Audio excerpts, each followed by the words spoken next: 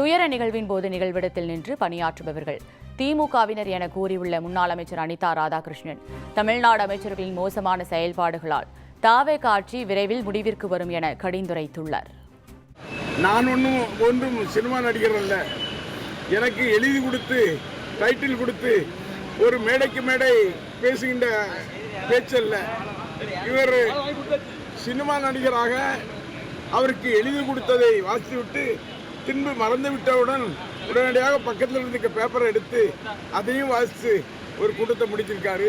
அவரை பற்றி நம்ம பேச வேண்டியதில்லை. மக்கள் எல்லாம் பார்த்துக்கிட்டு இருக்காங்க.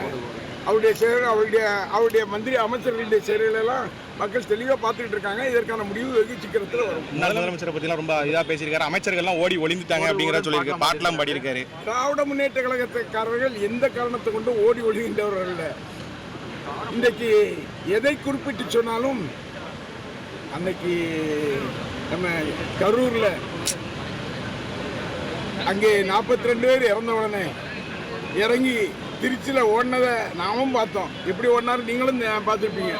அப்படி ஓடுகின்றவர்கள் திராவிட முன்னேற்ற கழகத்தினுடைய தலைவர்களாக இருக்கப்பட்டவர்கள். திராவிட கழகத்துக்காரர்கள் அது மாதிரி ஓடுகின்றவர்களாக இல்லை. பாதிக்கப்பட்ட இடத்திலே அங்கே நின்று அன்றைக்கு பணியாற்றக்கூடிய தலைவர்களாகத்தான் செயல்படுவார்கள்.